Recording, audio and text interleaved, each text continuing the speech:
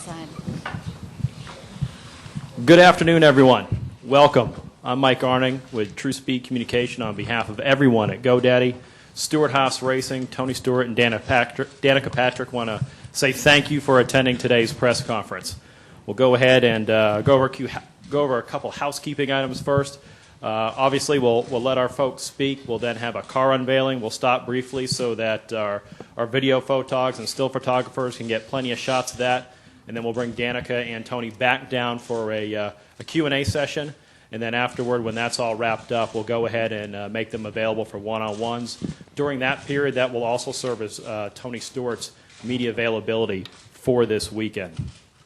So, without further ado, I'd like to introduce Tony Stewart and Danica Patrick front and center here in front of their soon-to-be unveiled race car. And Tony, it's been a heck of a week. A win Sunday at Martinsville, a sponsor announcement Tuesday at Stewart-Haas Racing, number 3 on the speed charts here in opening practice at Texas, and now you get to announce some key components of Danica Patrick's 2012 Sprint Cup schedule. Take it away. Yeah, life's good right now, so can't complain at all. This has been an awesome week, obviously, like you mentioned, Mike, getting the win at Martinsville, and just everything involved this week. And obviously today is a huge day for us. This has been a long time coming, obviously, and I know the announcement came out earlier about our partnership with Danica, but it's really nice to be here today and to be able to unveil the car in front of you guys and be able to fill you in on the schedule for this year. So pretty excited. It's been a really, really good week, like we mentioned, and and obviously a great start to the day. So we say it's like the Matt Kenseth deal here. If you qualify up front here, normally that means you're going to have a good race. So I'm pretty excited so far with the week. Excellent. And Tony, if you want to go ahead and let folks know what her races are and I guess the methodology behind those races. Yeah, and just to kind of give you guys a background of what we did is we took the whole schedule and tried to find races that we thought were going to be, I guess to a certain degree, really challenging for her. So we wanted to pick tracks that we thought we needed to put some emphasis on. Obviously, her partnership in the Nationwide Series with Junior Motorsports next year and getting to run the whole Nationwide schedule helps a lot. And that was a factor, too, knowing which racetracks she was going to get to participate in and which ones that she wasn't. But we're going to definitely start off with the Daytona 500, obviously, in February. Go to Darlington, then wait till the Bristol night race in the fall. Atlanta, Chicagoland in September, the Dover race in September, then here in Texas in November, and Phoenix in November. And I know those of you that are math majors realize that's 8 races. Some of you didn't know that, and we're going to figure it out later on, so I'm going to help you all now.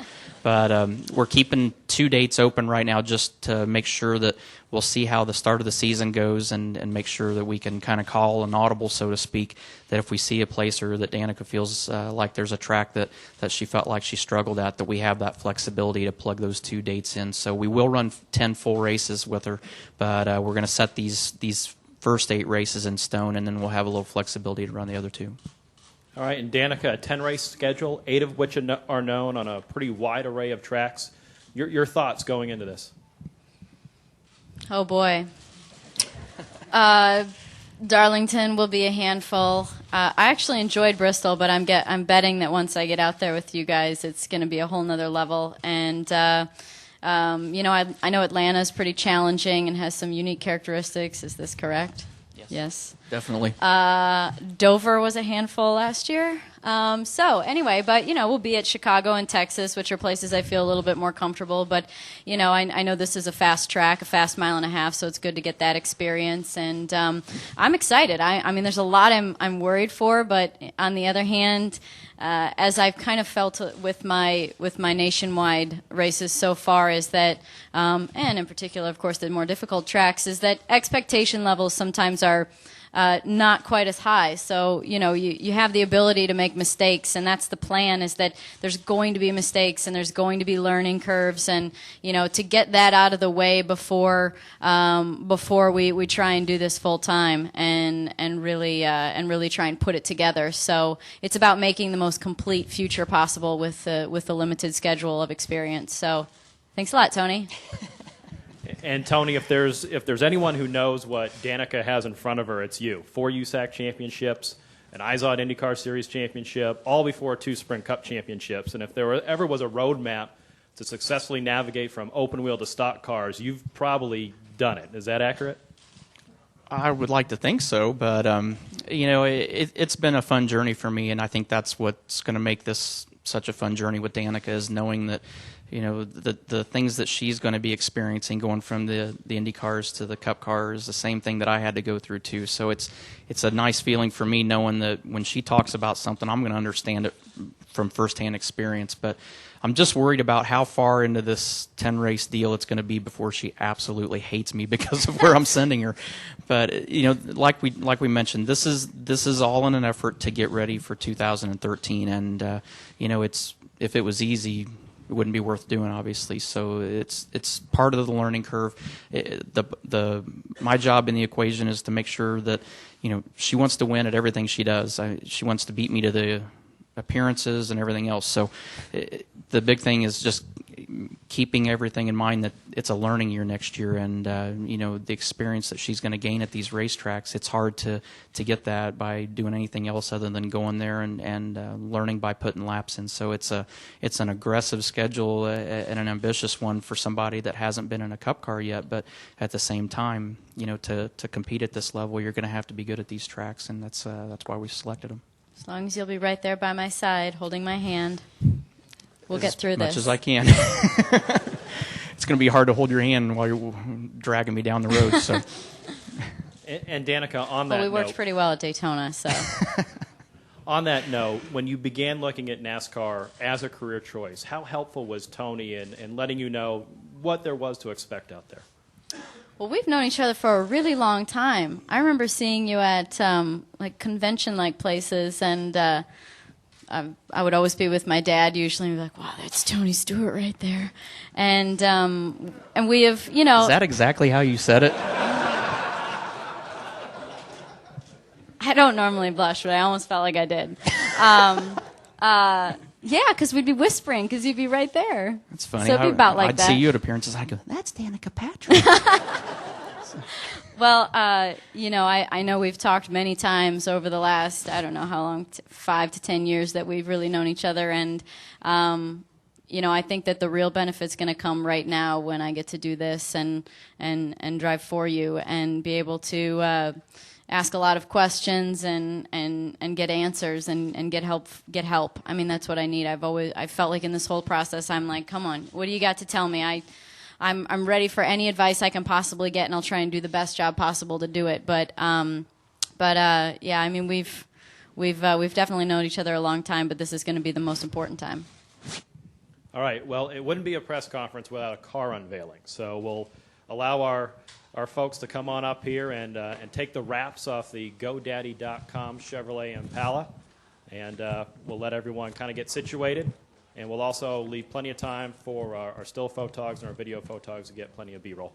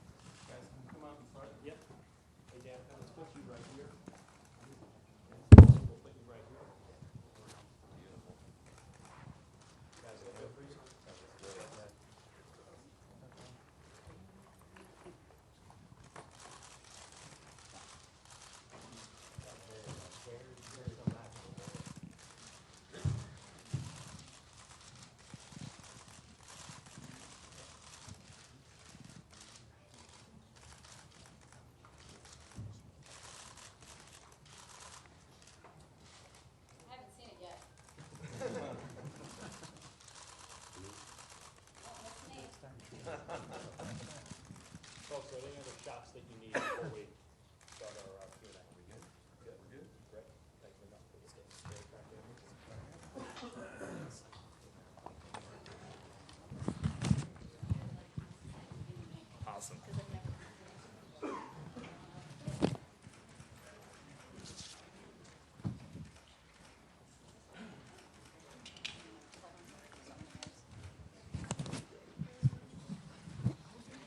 like how I cleverly tried to hold my hair over my arm. And Danica, you were just saying how you got to pick your own number. Yeah. There is a history here with the number 10. Tell us a little bit about it. Well, my favorite number's always been number 10. I drove the number 10 go-kart when I was a kid until I went to Europe and then onwards and so forth. And in IndyCar, you tend to run just the numbers that the team has. So this is the first time I've ever, in a car, in my professional career, ever been able to choose a number. And then to have the history of your team and you being able to run the 14, which was your go-kart number, and the 39 was Ryan's go-kart number, and seeing those big blown-up black and white photos of your old go-kart, you in the go-kart, was just really cool. So this is really neat for me.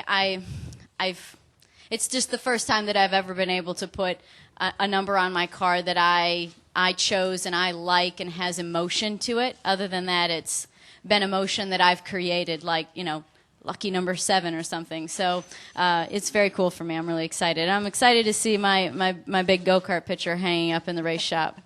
I'm going to do mine in color, though, probably. Yeah, believe it or not, they actually had color film when I raced go-karts, too. Then, never mind then. Sorry, my mistake. This isn't going to be any fun. I do want to say this, though.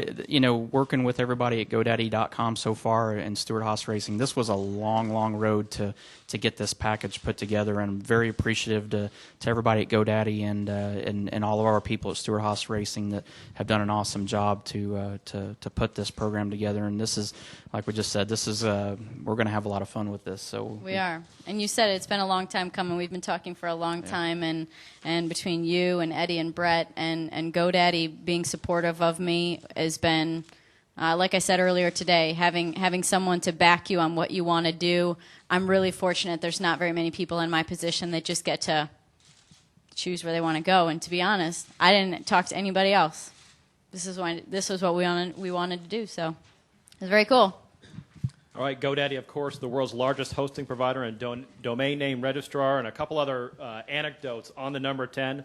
The number 10 in NASCAR Sprint Cup Series competition has 10 total wins, including the 1990 Daytona 500. Ricky Rudd leads all drivers who have piloted the number 10 with 6, and Bill Champion has the most starts in the number 10 with 244. Last victory for the number 10, Johnny Benson back at Rockingham in November 2002. We'll go ahead and open it up for questions. Again, if you can state your name and affiliation, we'll take as many as we can. Obviously, Danica can be here for a bit. Tony does have Sprint Cup qualifying at 3:40, so we'll get him out of here at probably around 3:30. We'll go ahead and, Bruce, we'll start right with you. Looking at the schedule, it seems to... Bruce Martin, SI.com. Looking at the schedule, seems to be heavily loaded at the tail end of the schedule. How much is that going to help you with all the...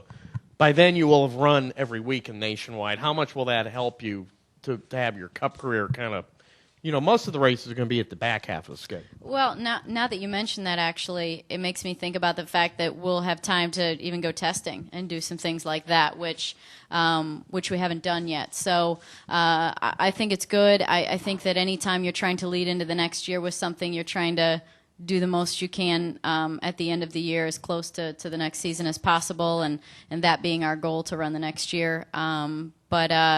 Yeah, I mean, it's I'm still running for the Nationwide Championship and still want to do really well in that. So it's good. It's actually even a little bit more broken up at the end of the year than I would have even maybe guessed it would be.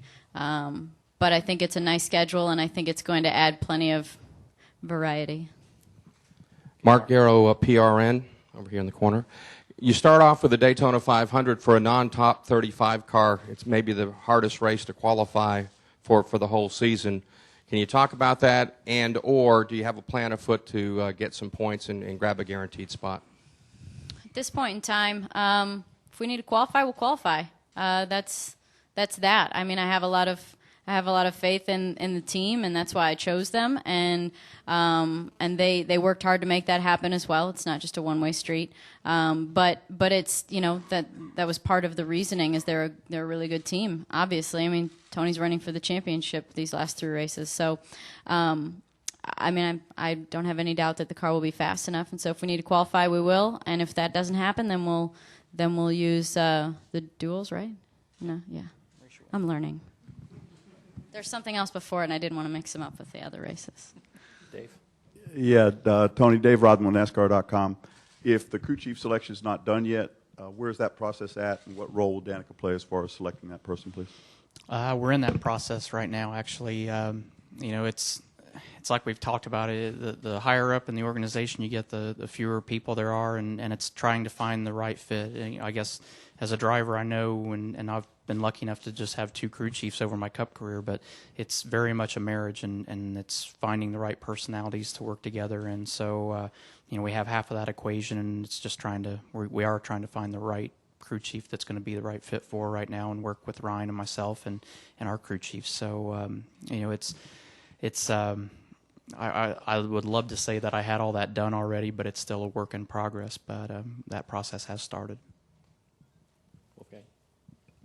Wolfgang Monser from Germany, Ranchport Press Agency. Question for you, Danica. Also from next year onwards, you will be now focused in the NASCAR business. In long or in short-term future, is there maybe a little possibility you do some maybe selected appearance in open-wheel IndyCar racing again? Select as in maybe Indy 500, but that's it. And I'd like to do that, but we don't know yet. Go ahead, Claire. Claire B. Lang, Sirius XM NASCAR Radio. I think everybody wanted you to race this Daytona 500, so it's really exciting. But from both of you, that is such a huge attention race. And does the thought enter that putting you in your first race with all that attention will be really, really tough? Or do you feel like you get so much attention anyway? It was either that or Darlington. You made a great decision, Tony. Tony? No, I got a chance to run with her in July at Daytona in a nationwide race, and she did a great job. I mean, and I think that was part of the reasoning that we felt more comfortable taking her down to the 500. I mean, obviously it's our biggest race of the year, so the exposure that GoDaddy will get and the whole organization will get is huge. But she's ready for that. I mean, it's the Daytona and Talladega races are a different animal anyway, but the way that she ran the July race at Daytona gave me the confidence that Daytona wasn't too soon, that she'll be able to do a good job. And if we do our jobs and build her a car that's fast enough, we won't have to worry about racing our way in through the qualifiers. But if so, she's got 2 teammates that'll do everything they can to get her in there. So like I said, she did a good enough job that's what gave us the confidence that Daytona was okay to start with. Dean McNulty, Toronto Sun. Danica, you talked just a little bit about testing. Will you be able to get into the Cup car any place on a test track before Daytona? Boss? Yeah, I have plans to do that. I mean, we don't know exactly where it's going to be at yet, but it's definitely advantageous for us and just for little things like getting your seat, getting pedals, just little things that really don't necessarily make the race car go faster, but it's little things that you don't want to have to do at the racetrack. So if nothing else, just going for a couple days and just if we can get that crew chief lined out sooner than later, it's a good opportunity for them to get working together and get their communication in order and just get those little fine details that you don't want to have to worry about at Daytona. It's going to be a busy enough schedule, obviously, for her when she gets down there, so you try to get some of those variables out of the equation before you get down there. Okay, Lewis.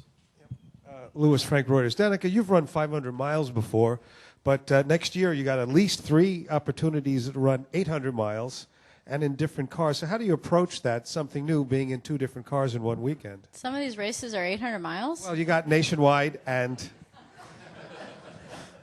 You mean 800 miles of practice on a weekend? Yeah. Yeah, NASCAR has some pretty big ideas, but that's not it yet. So. Let's not let them have that idea for sure. I heard that you put snacks in the car, and I thought that was a joke. But is that true? Do some people put no? Okay. I don't put snacks. I load up before the race. So I eat more than your body weight is before the race, so I can make it. Vanilla wafers. Oreos. Oh. I shouldn't be telling that because Carl will be loading up on them this weekend now. But do you twist them or do you? No, I don't dunk waste the them? Energy. I just go right to the mouth. Just go in. Yeah. 1 bite or 2? 1. It's all about being efficient. So. Well, it's going to be lots of miles, and I think that's the point. Is especially a place like Darlington. Tony Jr. was talking to me about. We were kind of talking about the races and which ones and why you would do ones and why you wouldn't do others. And you know, he explained that sometimes the Cup guys do nationwide races at tracks that they might just want laps, like just a lap track, which he used the example, Darlington's one of those, would just get more laps, the better. And then sometimes they do them for races that they just think are fun, where they're going to have a good time doing it. But in my situation, I need to do laps. I need more laps at difficult tracks. And so I hope that helps. I hope that you know, I've heard it can get a little confusing between the two cars, but I mean, I didn't know the difference between the old car and the new car in the Nationwide series, so I don't know what that means, but I guess ignorance is bliss sometimes, maybe. And Marty? Marty Smith, ESPN, for both of you. I noticed no Brickyard. Is that one of the two races you're contemplating, and if not, why did you choose not to run Indy? Well, the great thing is it's nationwide races at the Brickyard, so that's cool to get that experience and run there. Somebody actually asked me that question if I was going to run there, and I was like, wow, that's a good question. I kind of didn't really, I mean, I evaluated the whole season by idea, but I suppose I think of tracks that I haven't been to, and I think of tracks that I'm not visually familiar with, and I'm not familiar with the way that the car handles, which I won't know how the car handles because I'm, you know, used to not lifting there, but oddly enough, when we came to your shop a long time ago, I saw some data from Indianapolis, so I think I've got that memorized in my head. It's never mind. But I don't know. What do you think about it? Now, like we said, I mean, you had to sit down and look at the schedule and try to think of what were the best opportunities to get her the best experience, and it wasn't. You know, we weren't trying to be disrespectful to Indy by any means, but it's a track that she already has a ton of laps around, so she knows that place inside and out. We wanted to take her to tracks that she hasn't been to, tracks that we know historically take longer to learn than just one race. So, you know, having that opportunity for her to run a nationwide car and a Cup car in a weekend at some of these tracks is a big advantage, you know, going into a full-time schedule. So it wasn't that we didn't want to take her to the Brickyard, and it doesn't mean that we still may not. But at the same time, the races that we selected were very well thought out, and for the reason of just saying we know that historically it takes longer to learn at these tracks than others, so that's why we chose them. Dave, do you have one? Yeah, Tony, with a lot of these things being day-to-day and liquid situations, Mark Martin announced his deal for next year this morning. Have you and your group set a backline date up to which you can consider running this 10 car in more than Danica's 10 race schedule? Well, we're still hopeful that days like today will, you know, spark interest in doing that. I mean, it's very advantageous for us to go ahead and run that team full time next year if at all possible. So our group at SHR hasn't given up on that opportunity. I don't know that we'll really set a drop dead date. I mean, we're going to do everything we can until we feel like that we're at a point where we can't, but I'm not sure that we've actually said that we haven't set that date. So, you know, having GoDaddy on the car obviously is great for the 10 races next year, and for 2013, you know, we had a great announcement earlier this week, and we still have 8 races on Ryan's car. We have some associate-sponsored races on Danica's cars left. So, you know, it's still a work in progress, but it's, you know, I would love to be able to say, yeah, we could make that deal happen sooner than later also. But it is our goal to try to do everything we can to run this car full time. I think that's best case scenario for the organization, just to have those guys and that group in place and have them working every week. So we're putting the full court press on that right now. Bob Howe, Christine Daly. Danica, you had such a good time, it sounded like, at Daytona in July at the nationwide race. Can you talk just about running there and making your debut there? Is it a track that you feel comfortable with? And also, I mean, any chance there's a test there in 2 weeks, or can you get her in that test there in 2 weeks? I didn't even know there was a test there until somebody said something about it yesterday, actually. I didn't know there was a test there in 2 weeks, but I don't think we have plans to go to that yet, but we obviously will look at it, and if at all possible, we'd love to take her. Yeah, I mean, it's Daytona's a very cool place, and you can definitely feel the history, and it's enjoyable to run there. It's definitely a different kind of racing, but it's a lot of fun, especially when you have a good partner, and especially when you go to the front. So, you know, don't know if I completely feel like bump drafting is a natural thing, but especially being the one pushing because you just can't see. But the process is interesting and I like it, and it's something different, and I feel comfortable there. And I think that the summer race was a really good turning point for me, feeling comfortable, really comfortable at a track. And I know when I went there at the beginning of the year in February, not everyone really bump drafted, and some of them kind of figured it out as the race went on, but it was pretty clear by the end of that if you weren't bump drafting, you were not going to have a chance to win. And so I knew that going back for the summer race that was going to be mission number one, was to get comfortable doing that and get good at doing that. And Eric, my teammate Eric Omaroli, he said that, okay, so I'll get out there and I'll start pushing. I'm like, can I just have one lap, because I haven't been in the car since Vegas. So I go around one lap, and I managed to put Tony's beautiful, perfect car in the wall in turn one on the second lap, start of the second lap, but caught on to it. And, like I said this earlier, but I think Tony and I ran really well. I mean, I thought we were the fastest cars out there. So, that's always exciting. It's always good to look forward to, and it's nice to do well at places like Daytona. Any other questions? All right, there are a lot of you, so what we'll do, we'll spread the directors' chairs apart a little bit. We will make both Danica and Tony available for some one-on-ones. Please be considerate of your fellow journalists. There's a lot of you in a very small space down here in front of us. Thank you, everyone. We appreciate your time.